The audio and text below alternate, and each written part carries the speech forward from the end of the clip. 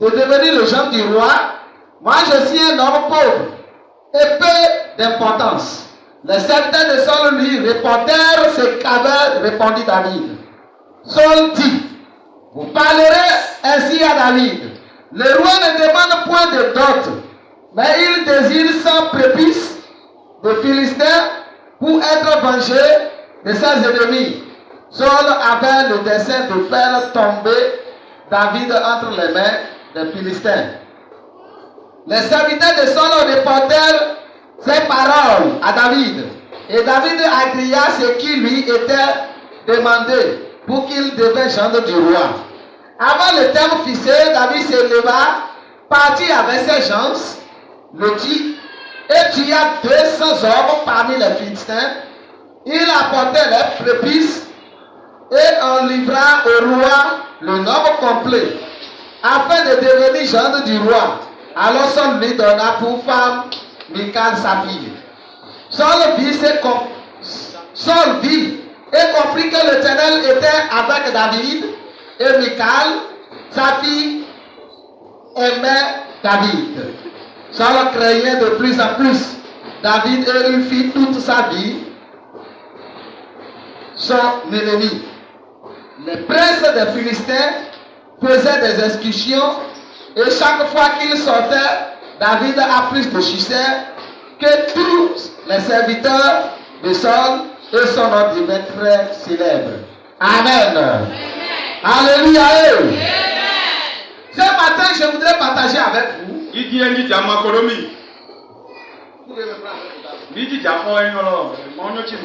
Amen. Alléluia. Amen. Ne soyez pas étonnés de la méchanceté de tes alentours. Même ton beau-père peut chercher à te faire du mal.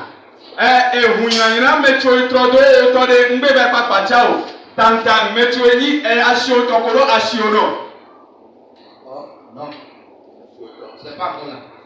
Ne sois pas étonné de la méchanceté de tes alentours.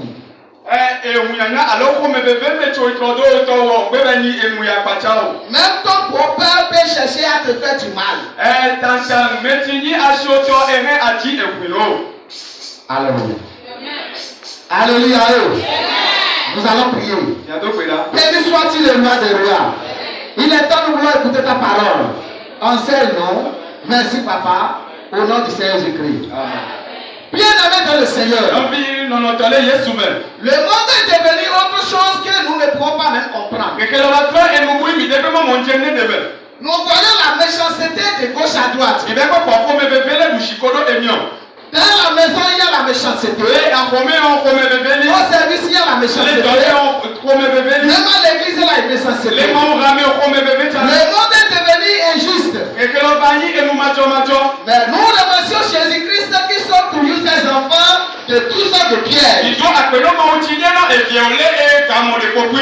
Alléluia. Là, nous venons de lire. Nous voyons l'éclaircissement de la parole de Dieu. Qu'est-ce que cette parole? C'est une histoire qui s'est produite entre David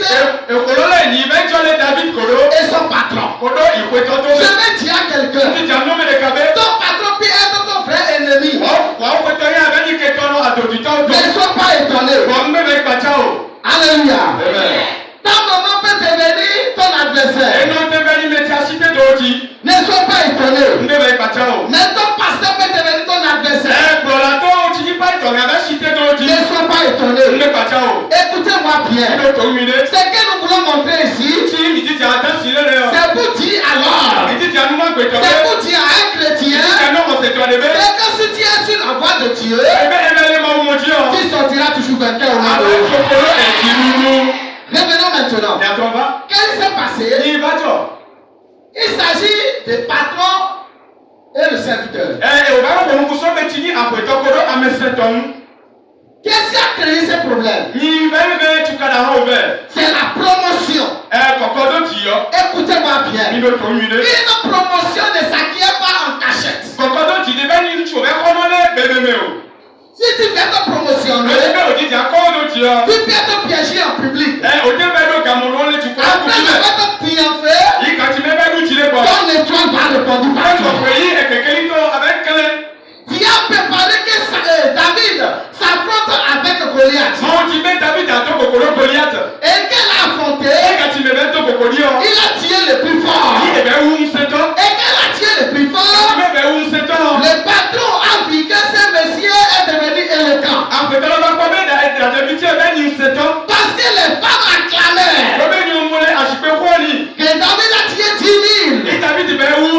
le roi qui est le patron a fait un peu. Alléluia. Amen. Alléluia. Ça crée des problèmes. Aujourd'hui, nous connaissons pas les choses. Même au rang des hommes de Dieu, dans le monde entier, dans les églises, les chrétiens qui se bagarrent entre eux. À cause de quoi? Si vous cherchez tout, c'est quoi l'autre? Dieu a donné une opportunité qui dépasse les autres. Écoutez-moi bien ce matin. Ce monsieur a reçu la promotion en public. On appelle David. Et quand il est revenu, le roi s'est fâché. Comment il va donner l'honneur à cet homme, à ce petit garçon? Et moi qui suis le roi, on m'a minimisé. Écoutez-moi bien. Écoutez-moi bien. C'est là que Dieu tentait de te promouvoir. Cela ne doit pas être la jalousie. Je vous demande. Qui est cet homme-là ou bien qui est ses parents qui ne veut pas que son enfant évolue plus que vous?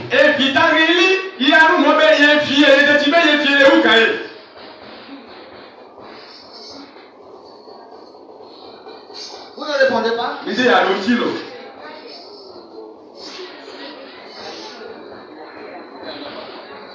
as quel diplôme? C'est un homme. Qu'est-ce que tu souhaites? Oh mais qu'est-ce que tu souhaites à ton enfant? Ou bien, ou bien, mais nous voyons le contraire aujourd'hui au milieu des chrétiens. Car si Dieu est là, quelqu'un parmi nous ici maintenant, ça peut être un enfant qui n'est pas encore né. Si à ce moment nous voyons qu'on va se lever contre lui, pourquoi la méchanceté au début?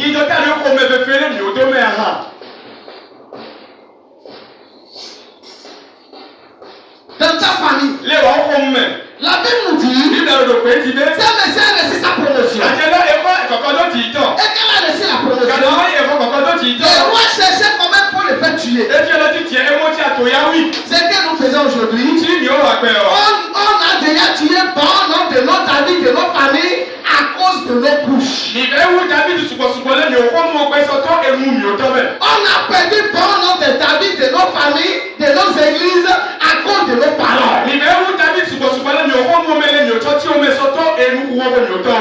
Votre David est nous aujourd'hui. Est-ce qu'il n'est pas ailleurs? Alors qu'il doit être au milieu de vous. Est-ce que je parle à quelqu'un sur la table? Est-ce que je parle à quelqu'un sur la table? La Bible nous dit, les gars, regardez comment il faut le faire tuer. Il n'a pas trouvé. Alors que David a tué Goliath. Après avoir tué Goliath, le roi a encore des problèmes. Lui aide encore le roi. Il aide encore le roi. C'est David même qui chantait avec sa harpe. Et l'esprit diabolique qui était en sol sortait. Qu'est-ce qu'il va pousser encore le roi pour le tuer? Je vais te dire, même si tu donnes des millions à ton ennemi, il peut chercher à te faire du mal. Parce que c'est une vérité qu'il te dit. Parce que c'est une vérité qu'il te dit. Est-ce que tu es contre ce matin? Je te dis bien. Mais si tu donnes des millions à celui-là qui ne t'aime pas, il va chercher à te faire du mal.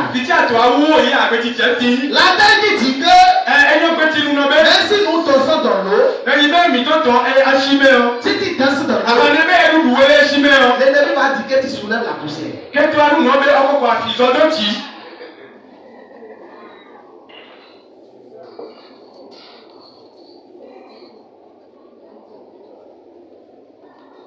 Il y a la poussière dans l'eau. C'est les tuyaux de destin ça. J'ai pris pour toi. Tous ceux-là qui cherchent à te tuer, à te faire du mal, à ton enfant, parce que Dieu les a donné la gloire, ils vont quitter cette terre. Ah oui. La Bible dit, le méchant n'aura pas la paix. Alléluia. Quand le roi cherchait à tuer David, il a raté. Vous voyez ce qu'il a fait? Il a donné sa vie.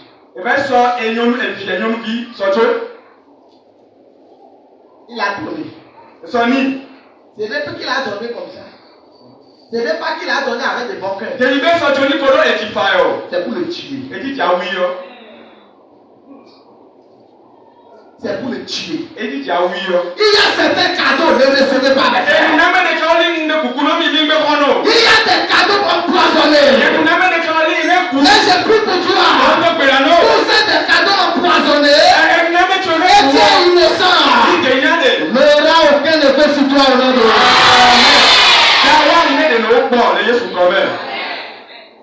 Mais quand tu sais, il faut l'éviter.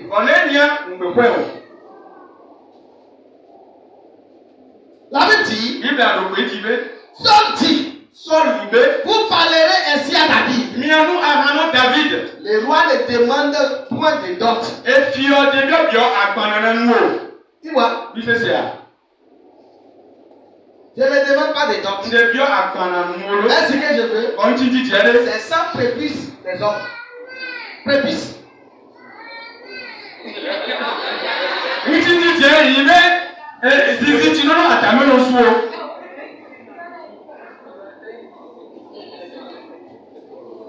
Il demande d'autres, il ne demande pas. Qu'est-ce qui est plus difficile de trouver dans ces choses? Vous voyez, non?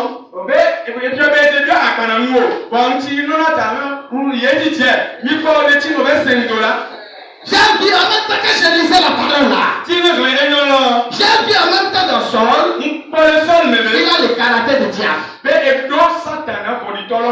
diable ne demande jamais quelque chose qui est facile à ceux-là qui sont ses adorateurs.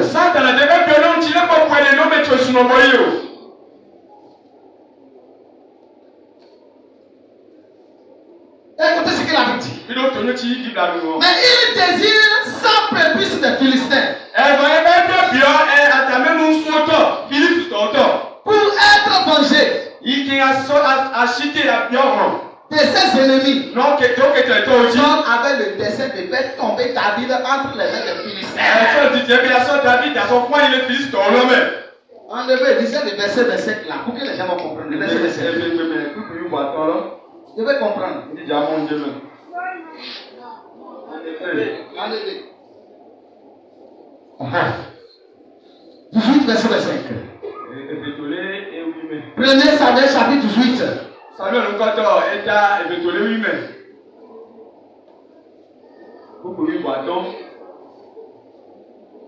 Amen. Il n'y a plus. Donc, c'est pas mal. Il est chargé de la mettre ma Bible Yoruba. Alléluia. Amen. Nous évoluons passer de nous du temps. Alléluia. La Bible nous dit, il a demandé ces choses. C'est pour faire quoi? C'est pour tuer David. Mais la Bible nous dit, quand David est parti, il a tué les gens là. Ah, alléluia. Alléluia. Le verset 27 nous dit, avant le terme fixé, David se leva, partit avec ses gens. Et tu as 200 hommes parmi les Philistins.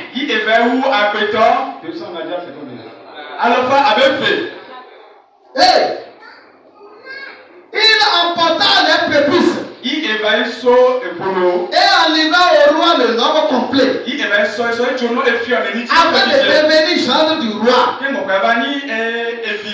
Alors Saul lui donna pour femme Michal sa fille. La Bible nous dit, Saul vit et comprit que l'Éternel était avec David. Et Michal fit aimer David. Saul craignait de plus en plus David. Et fit toute sa vie son ennemi. Écoutez-moi bien. Ton ennemi, il serait tombé. Et tout fait, les Yessoupé comme. Et tout fait, les Yessoupé comme. Et tout fait, les Yessoupé comme. Aïe que toi, alléluia. Ton ennemi serait couvert de honte. Saul croyait que David va mourir là-bas. David ne peut pas aller à la guerre sans revenir. Soit ce que l'ennemi va planifier contre toi. Tu vas revenir. Amen. Tu vas aller. Et tu vas revenir. Alléluia. Saul a cherché à tuer David. Autre personne encore dans la Bible. C'est deux personnes qui veulent donner leur exemple. C'est Nabal. Dans Genèse chapitre 31, le verset 24. Qu'est-ce que la Bible dit? Mais Dieu apparut la nuit en songe à Laban, l'Araméenne, et lui dit: garde-toi de parler à Jacob ni en bien ni en mal. Alléluia. Jacob était gendre de Laban. Et Jacob l'a servi pendant 14 ans.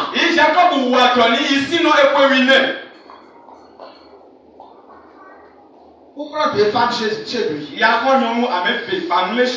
Dieu a dit maintenant à Jacob de retourner chez lui. Et il a pris ses enfants, tout ce qu'il a. Il n'a rien dit. Il a quitté. Écoutez-moi bien. Il y a certaines personnes, quand ils bénéficient de toi, ils ne veulent pas que tu vas quitter. Il y a certains patrons, quand ils voient qu'ils profitent de toi là, il va te maintenir toujours. Jusqu'à ce que tu vas te montrer ton talent. Je prie pour toi maintenant. Tous ceux-là qui te maintiennent et qui ne veulent pas que tu vas aller de l'avant. Soit c'est un esprit qui s'utilise. Que l'Éternel te donne la liberté de l'homme. La Bible nous dit, le monsieur s'est préparé. Je vais retourner chez mes parents. Je ne peux pas oublier chez moi. Je ne peux pas oublier chez moi. C'est une insulte de rester chez ses pauvres. Écoutez-moi bien. Je t'aime bien, je vais te donner une chambre. Tu vas rester avec toi et ta femme chez moi. C'est une honte. N'acceptez pas, mes amis. Si ton jeune, ton peuple te dit: oh, j'ai déjà construit la maison, tu n'as pas besoin de venir rester chez moi. Et il faut réfléchir.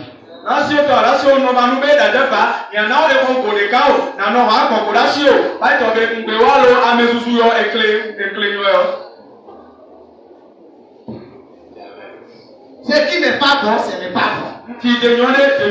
Les caca de chiens dans la liste de l'homme, ce n'est pas bon.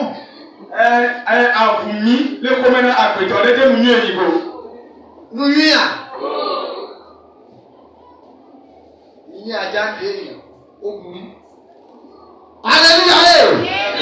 La Bible dit ici, ce monsieur a servi là-bas son beau. 14 ans. Ce n'est pas bon de le libérer.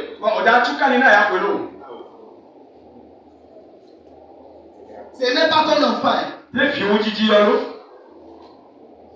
que le monsieur est parti, il n'était pas même à côté. C'est les rapporteurs. C'est tout pour toi maintenant. Les mauvais rapporteurs qui sont alentours de toi, qui ne veulent pas que tu auras la liberté.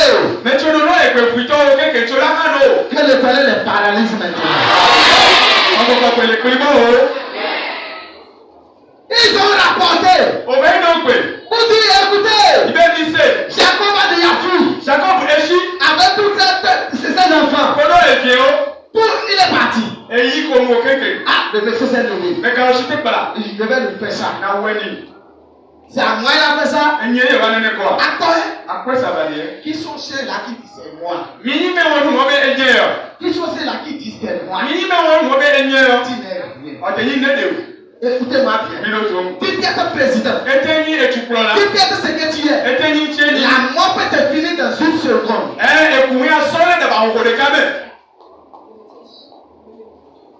Et on va te dire, monsieur l'autorité suprême.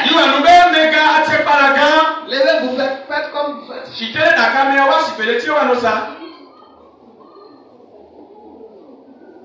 Ils vont soulever les bras là. Ils vont te bouger. Il va bouger jusqu'au pied.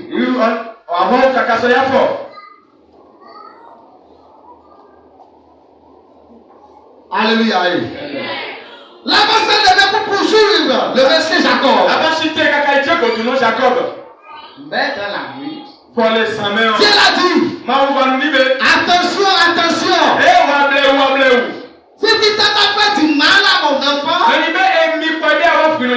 Dieu aura fait avec moi. Laisse-moi te dire. Ton Dieu venge pour toi. Il est en train de venger pour toi. Là, l'ennemi est en train de planifier. Il est capable de te donner la victoire. Il est le vrai avocat pour toi. Le vrai défenseur.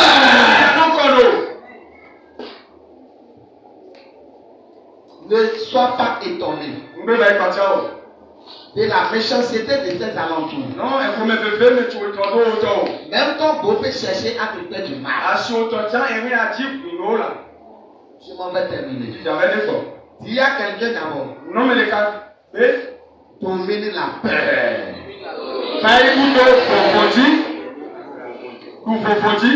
Alléluia. Il ne faut pas avoir peur. L'Éternel qui t'a créé avec toi.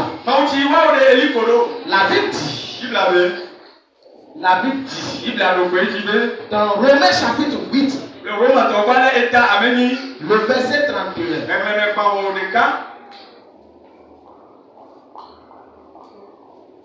32. Oui. Que dirons-nous donc à l'égard de ces choses? Si Dieu est pour nous, qui sera contre nous? Alléluia!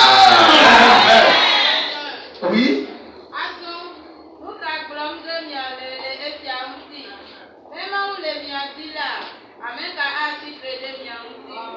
Personne. 33. 33.